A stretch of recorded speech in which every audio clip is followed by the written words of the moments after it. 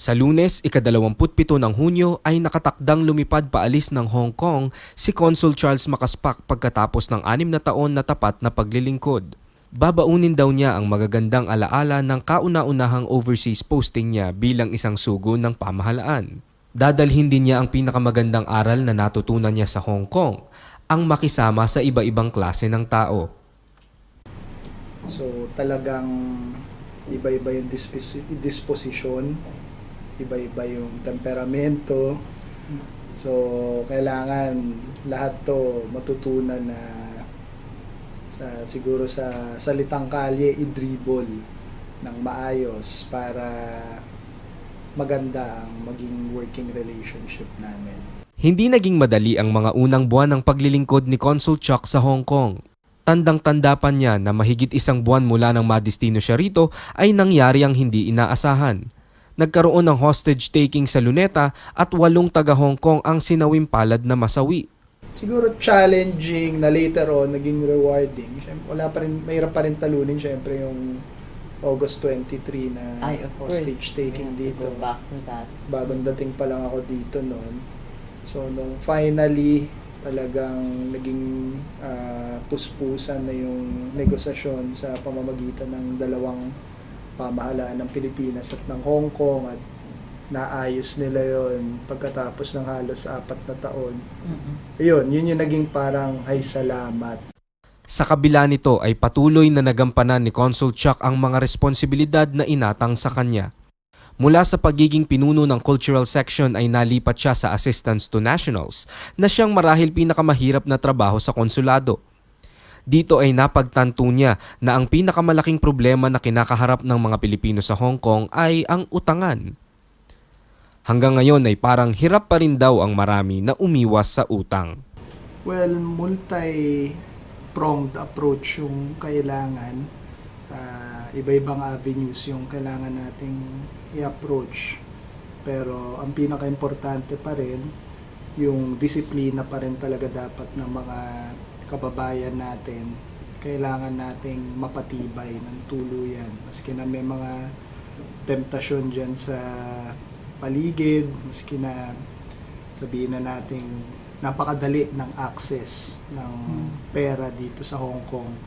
Kailangan sa sarili rin mismo nila meron silang tibay ng loob para talagang hindi hihiram, lalo na kung hindi naman sobra yung importansya ng rason kung bakit kailangan nila humiram ng pera.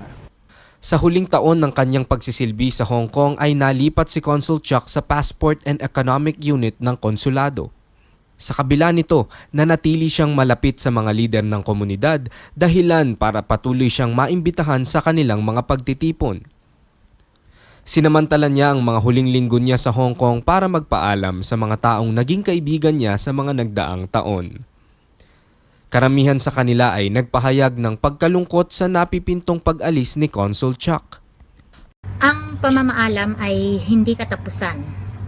Bagkus, ito ay isang hamon sa iyong kakayahan. Sir Chuck, maraming salamat sa iyong pagmamahal, pangunawa, at suporta na binigay mo sa amin at sa mga kababayan natin dito sa Hong Kong. Ang iyong dedikasyon sa iyong trabaho bilang isang consular officer ay talagang hindi mapapantayan. On behalf of Global Alliance Hong Kong and the Filipino community, we wish you the best. God bless you, sir, and your family as well. We love you. Mabuhay ka, Sir Chuck. Consul Chuck, maraming salamat sa suporta, malasakit at walang sawang pagtulong sa ating Filipino community dito sa Hong Kong. Mabuhay ka from Ayala Land, Hong Kong! Mula po sa Road Hong Kong, Sir Chuck, nagpapasalamat po kami ng lubos sa lahat na itulong niyo po dito sa ating mga kababayan sa Hong Kong. Mamimiss po namin kayo, Sir. God bless. Good luck. Maraming salamat po sa lahat ng tulong nyo sa aming lahat dito sa Hong Kong. All the best po. Good luck. Hi Sir Chuck, mula po sa amin sa The Sun Writers Club, Nagpapasalamat po kami sa inyong paglilingkod dito sa Hong Kong, na lagi kayong nandyan sa aming mga pangangailangan sa konsulado. Sir, good luck and God bless. Thank you po. Siguro kung mayroong tatlong katangian na pwede nating i-describe si Consul Chuck Makaspak at yung kanyang panahon ng paglilingkod dito sa Hong Kong, meron kaming tatlo. Isa, yung madali siyang lapitan. Kapag may mga problema na nais naming idulog sa konsulado, isang message lang namin sa kanya, tumutugon siya. Pangalawa, mabilis magresponde.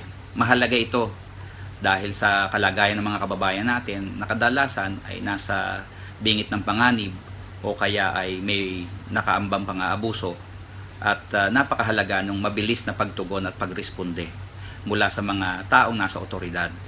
At pangatlo, yung bukas at sa mga kuro-kuro at iba pang mga ideya. At napakahalaga ito para sa mga kagaya namin na mga organisasyong progresibo na critical sa mga pulisiya ng pamahalaan na tingin namin hindi nakakabuti sa mga OFWs at sa mamamayan. Hangad namin na nawa ay sa panahon ng iyong panahon ng paglilingkod dito ay pamarisan din ng iba pang mga nasa serbisyo publiko ng papalit sa iyo, at sana ay madala mo ito kung saan ka man magpapatuloy ng iyong paglilingkod at pagsisilbi sa ating mga OFWs at sa ating mamamayan. Malungkot ding nagpaalam si Consul Chuck sa lugar na kanyang nakatakdang lisanin. Gusto ko lang kunin tong pagkakataon na to para magpasalamat sa lahat ng mga kababayan natin dito sa Hong Kong. Talagang hindi ko makakalimutan ang lugar na ito at ang mga taong nakasalamuha ko dito, at talagang isinapuso ko lahat ng mga naging experiences ko dito. And I'm sure yung mga aral na napulot ko dito, magagamit ko rin sa hinaharap para makatulong pa rin din sa iba pa nating mga kababayan sa iba pang panig ng mundo. Maraming salamat po sa inyong lahat. Sa kanyang pagbabalik sa Maynila ay malamang na maitalaga si Consul Chuck sa ASEAN o Association of Southeast Asian Nations section ng Department of Foreign Affairs.